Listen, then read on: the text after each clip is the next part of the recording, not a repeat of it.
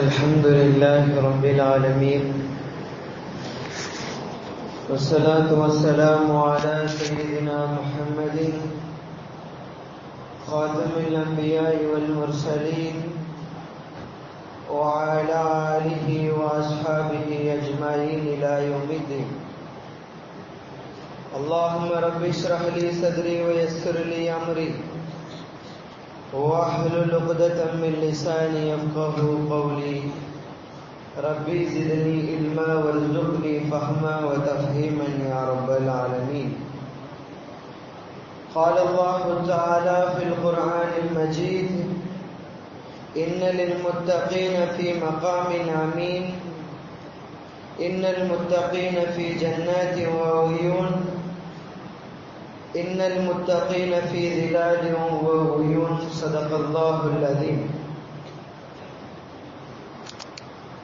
அளவற்ற அருளாளனும் நிகரற்ற அன்புடையனும் ஆகிய அல்லாஹ்வின் திருப்பெயரை கொண்டு ஆரம்பம் செய்கின்றேன். அத்தகையோரின் சாந்தியும் சமாதானமும் நமக்கு நேர்வழி காட்ட வந்த அனைத்து நபிமார்களின் மீதும், குறிப்பாக நம்மவர்களுக்கு நேர்வழி காட்ட வந்த உத்தம நபி ஸல்லல்லாஹு அலைஹி வஸல்லம் அவர்களின் மீதும், அன்னாரை அடியுற்றி வாழ்ந்த சத்திய சஹாபாக்கள், தாபீன்கள் மற்றும் தபா தாபீன்கள், மேலும் நல்லோர்கள், நாதாக்கள், ஷுஹதாக்கள், மேலும் இங்கு கூடியிருக்கும் குழும இருக்கும் நம் அத்தனை பேர் மீதும் என்றென்றும் நிரந்தரமாக நிலவட்டுமாக என்ற உயரிய பிரார்த்தனையோடு என்னுடைய உரையை துவங்குகிறேன். அல்ஹம்துலில்லாஹ். மாதங்களிலேயே சிறந்த மாதம், அல்லாஹ்வால் குர்ஆனிலே கூறப்பட்ட ஒரே மாதம் இந்த ரமலானுடைய மாதம். மேலும் நாட்களிலேயே மிக சிறந்த நாள் இந்த ஜும்மாவுடைய நாள். இந்த இரு பெரு அருள்களையும் அல்லாஹ் நம் அவர்களுக்கு தந்திருக்கிறான். அல்ஹம்துலில்லாஹ். ரமலானுடைய நாட்கள் அல்லாஹ்வால் தரப்பட்ட மிக பெரும் அருட்கொடைகளுக்கு சொந்தமான நாட்கள் என்பதாக அறிஞர்கள் குறிப்பிட்டு காட்டுகிறார்கள். அல்லாஹ் திருமறையில்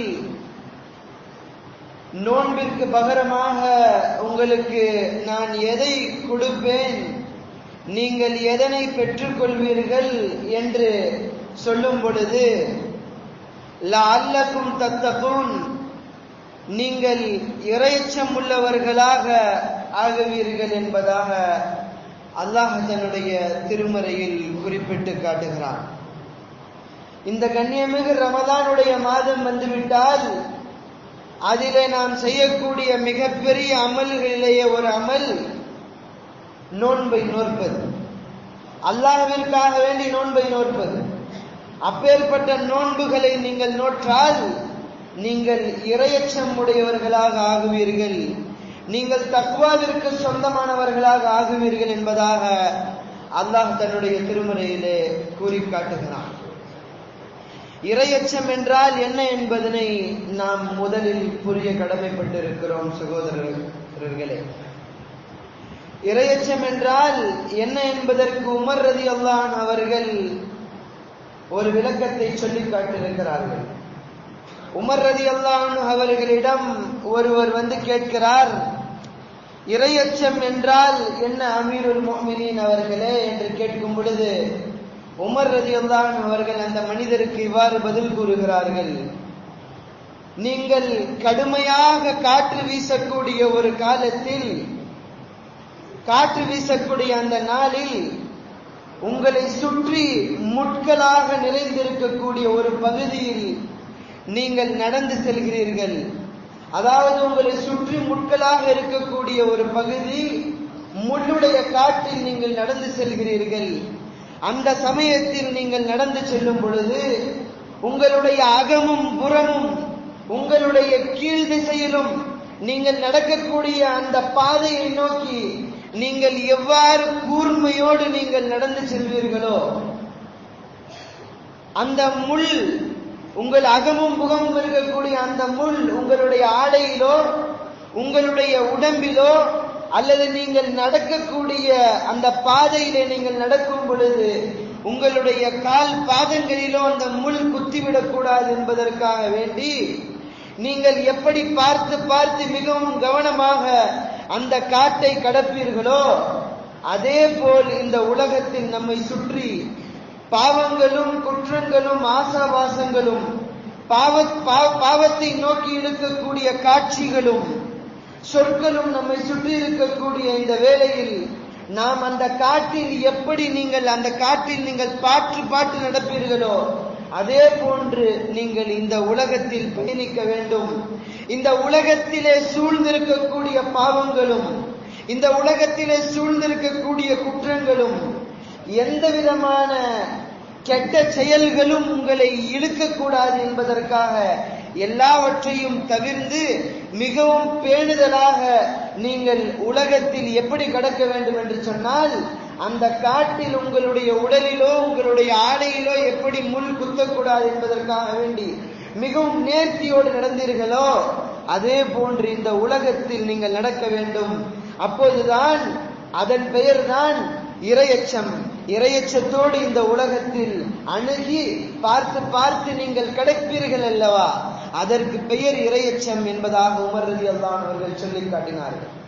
ஒரு சாதாரண காட்டிலே சாதாரண முள் குத்திவிட வேண்டாம் என்பதற்காக வேண்டி எத்தகைய கவனத்தை நாம் ஏற்றுக்கொள்கிறோமோ, எத்தகைய கவனத்தை நாம் கொண்டு அந்த காட்டை கடக்கிறோமோ அதே போன்று இந்த உலகத்தினுடைய பாவங்களும் ஆசவாசங்களும் நம்மை தீண்டிவிடக் கூடாது என்பதற்காக வேண்டி மிகவும் கவனமாக அல்லாஹ்வினுடைய பெருமானார் ஸல்லல்லாஹு அலைஹி வஸல்லம் அவர்களுடைய கூற்றிற்கு ஏற்ப நீங்கள் உலகத்தில் நீங்கள் நடந்தால் அதற்கு பெயர்தான் இறையச்சம் என்பதாக இந்த மனிதர்களிடத்தில் உமர் ரலியல்லாஹு அன்ஹு அவர்கள் சொல்லி காட்டினார்கள். சகோதரர்கள், அப்பேற்பட்ட தக்வா என்ற இந்த இறையச்சத்தை இறைவன் நமக்கு தரப்போவதாக இந்த ரமலானுடைய நோன்பிற்கு பகரமாக இந்த ரமலானுடைய நோன்புகளை நீங்கள் நோற்றால் இப்பேற்பட்ட இறையச்சத்தினுடைய சிந்தனைகளை உங்களுக்கு நாம் தருவோம் என்பதாக அல்லாஹ் தன்னுடைய திருமறையிலே வாக்களித்து காட்டுகிறான். அப்பேற்பட்ட இறையச்சத்தை தக்வாவை பெறுவதற்கு இந்த ரமலானுடைய நோன்புகளை நாம் எப்படி கையாள வேண்டும் என்பதனை நாம் சிந்திக்க வேண்டும். நோன்புகளை வைத்துக் கொண்டு அருவருக்கத்தக்க செயல்களில் இருந்து நாம் நம்மை எப்படி பாதுகாப்பது என்பதனை நாம் சிந்திக்க கடமைப்பட்டிருக்கிறோம்.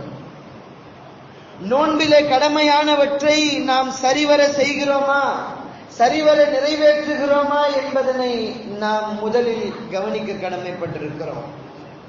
நோன்பை அழகாக்கக்கூடிய செயல்களில் நம்முடைய அதிகமான கவனங்களையும் எண்ணங்களையும் அதன்பால் நாம் செலவிடுகிறோமா என்பதை நாம் கவனிக்க கடமைப்பட்டிருக்கிறோம்.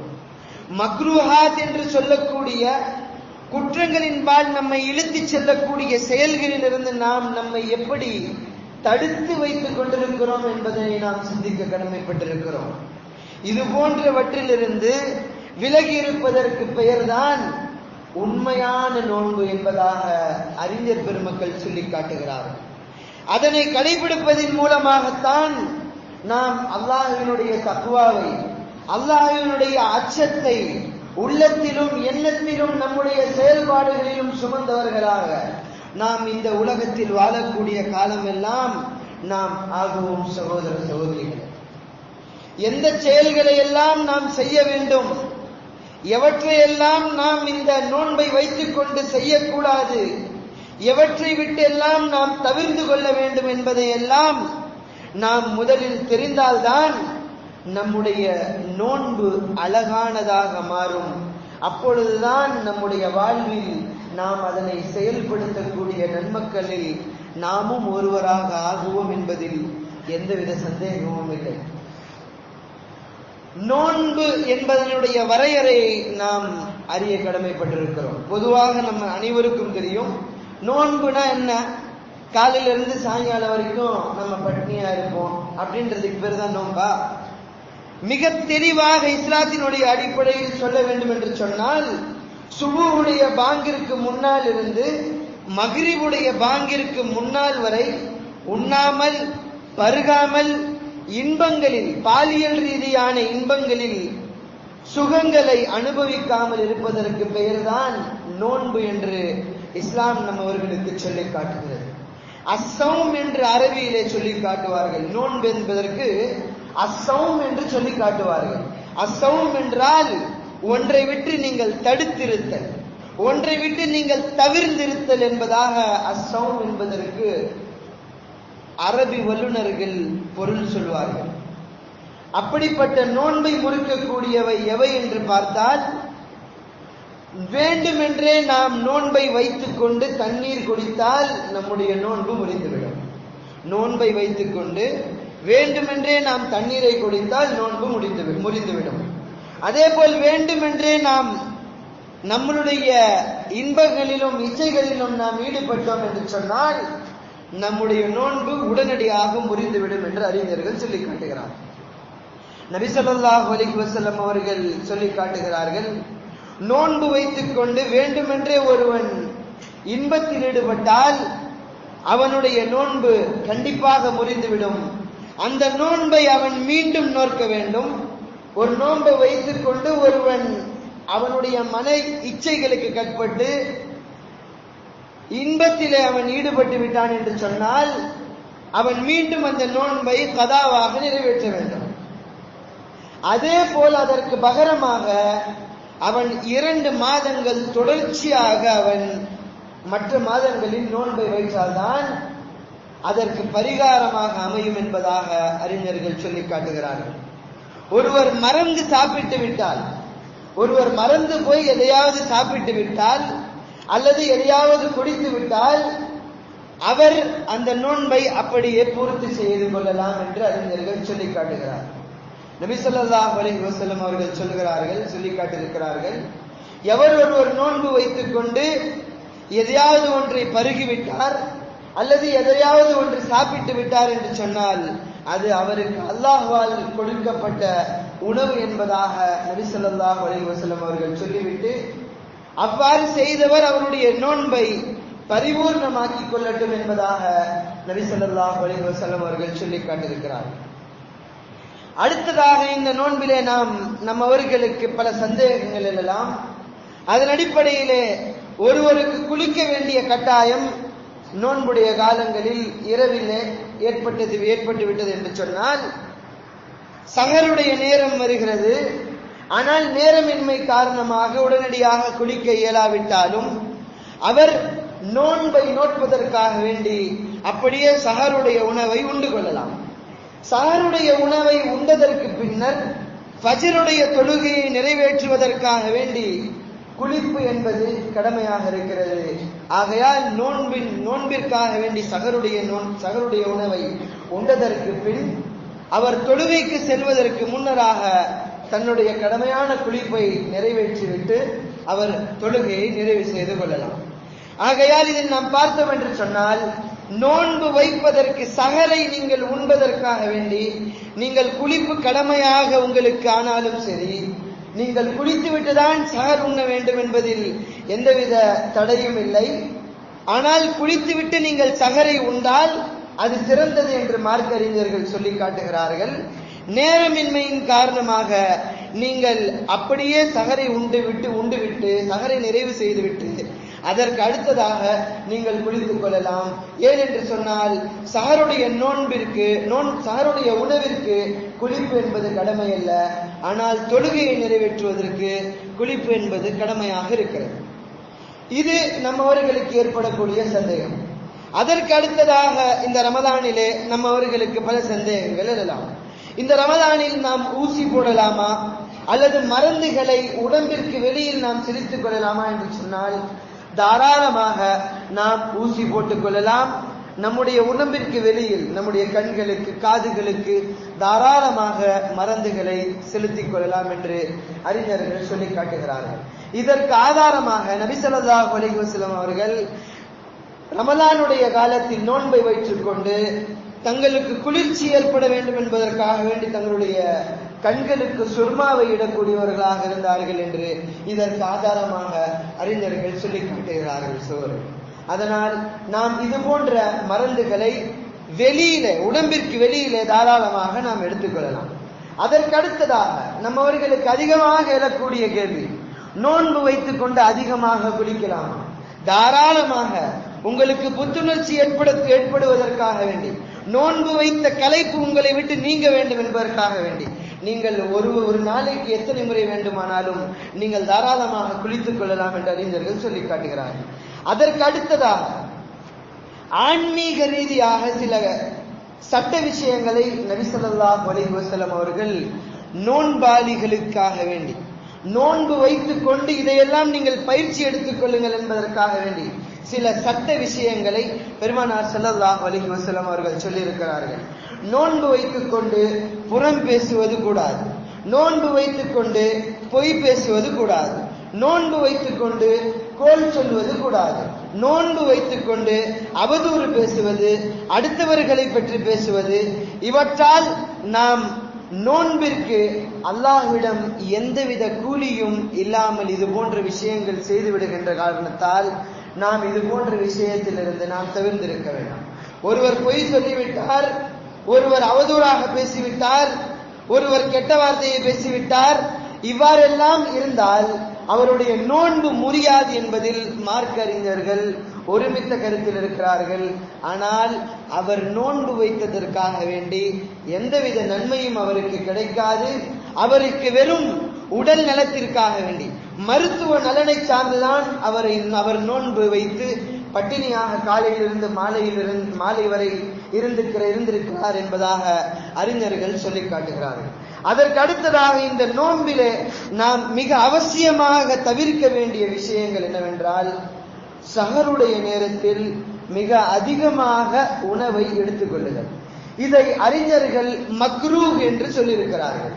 வெறுக்கப்பட்ட விஷயங்களிலே இதுவும் ஒன்று என்று சொல்லியிருக்கிறார்கள். ஆகையால் எதற்காக வேண்டி இது வெறுக்கப்பட்ட விஷயம் என்றால், சில நபர்கள் சஹருடைய நேரத்தில் மிக அதிகமாக தொண்டை முட்டுகின்ற வரை சஹருடைய உணவுகளை எடுத்துக்கொண்டு ஃபஜரை நிறைவேற்றி விடாமல் அப்படியே உறங்கி விடுகிறார்கள் என்பதற்காக வேண்டி இது போன்ற விஷயங்கள்.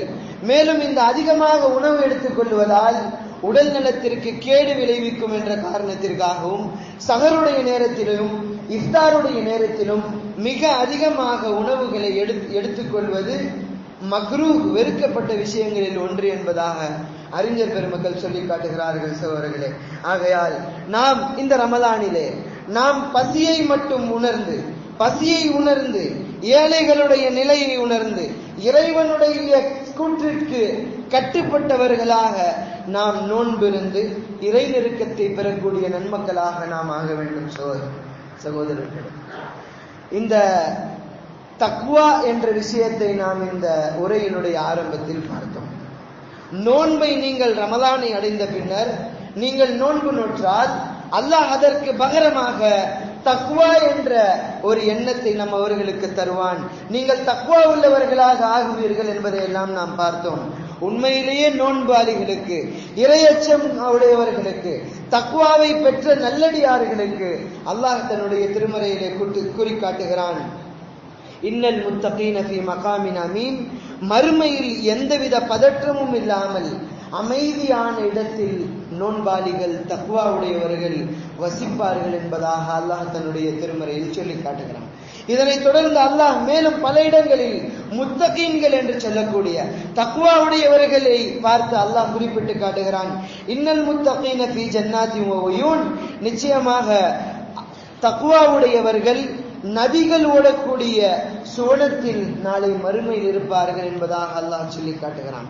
அதற்கடுத்து அல்லாஹ் தக்வாவுடையவர்களுக்கு பட்டத்தை சூட்டி இவ்வாறு சொல்லி காட்டுகிறான், இன்னல் முத்தகீன ஃபீ ஸிலாலின் வ உயூன், நிச்சயமாக அவர்கள் நிழல்களிலும் ஊற்றுகளிலும் தங்கியிருக்கக்கூடிய நன்மக்களாக அவர்கள் ஆவார்கள் என்று அல் குர்ஆன் நம்மிடத்திலே தக்வா என்ற பட்டத்தை நீங்கள் சுமந்ததற்கு பின்னர் நாளை மறுமையில் நீங்கள் எப்படி இருப்பீர்கள் என்பதனை அல் குர்ஆன் மிக தெளிவாக சொல்லி காட்டுகிறது சகோதரர்களே. ஆகையால் மீதம் இருக்கக்கூடிய நோன்புகளிலாவது நாம் இந்த இறையச்சம், இந்த தக்வா அல்லாஹுவால் கடமையாக்கப்பட்ட, அல்லாஹுவால் அருளாக இந்த ரமதானிலே நம்மவர்களுக்கு அல்லாஹ் தர இருக்கிற இந்த தக்வாவை மிக முழுமையான முறையிலே பெறக்கூடிய நன்மக்களாக வல்ல ரஹ்மான் நம்மவர்களை ஆக்குவானாக. மேலும் இந்த ரமதானில் அல்லாஹ் அவனுடைய அருள் வளங்களை பெற்றவனாக, அருள் வளங்களை பெற்ற நன்மக்களாக, மேலும் அல்லாஹ்வினுடைய மக்ஃபிரத்தை பெற்றவர்களாக, மேலும் நரக நெருப்பில் இருந்து அல்லாஹ் முஃமின்களை, நோன்பாளிகளை விடுதலை செய்வதாக வாக்களிக்கிறான். அப்பேற்பட்ட மிக கொடுமையான நரக விடுதலையிலிருந்து விடுதலை செய்யப்பட்டவர்களாக நம்மவர்களை அல்லாஹ் நாளை மறுமையில் ஆக்கி அருள் புரிவானாக என்று கூறி என்னுடைய உரையை நிறைவு செய்கிறேன். பாரக்கல்லாஹ் லனா வ லக்கும் ஃபில் குர்ஆனில் அலீம் ونفعنا وإياكم بالآيات والذكر الحكيم واستغفر الله لي ولكم ولسائر المسلمين إنه تعالى جواد كريم ملك بر رؤوف. يا أيها الذين آمنوا اتقوا الله وقولوا قولا سديدا يصلح لكم أعمالكم ويغفر لكم ذنوبكم ومن يطع الله ورسوله فقد فاز فوزا عظيما.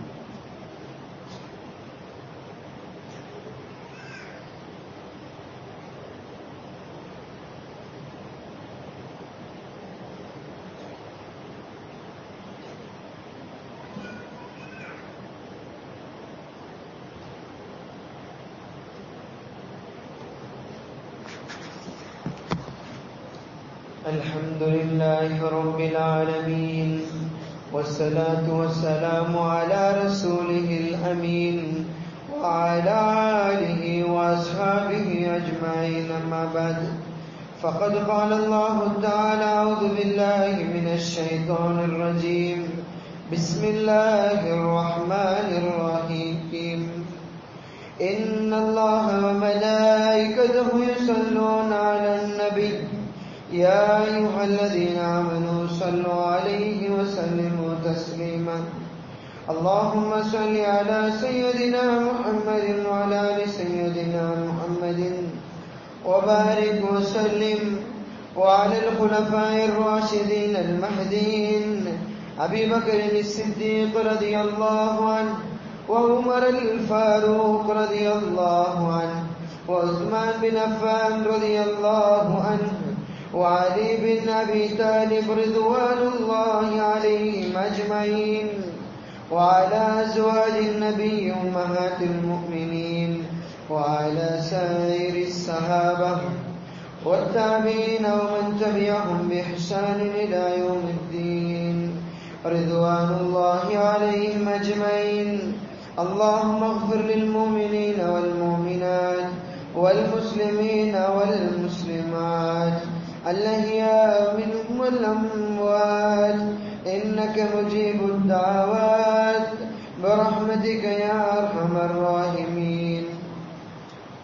عباد الله رحمكم الله، إن الله يأمر بالعدل والإحسان وإيتاء ذي القربى وينهى عن الفحشاء والمنكر والبغي يعظكم لعلكم تذكرون. ولذكر الله أعلى وأكبر والله يعلم ما تصنعون. وأقيموا الصلاة.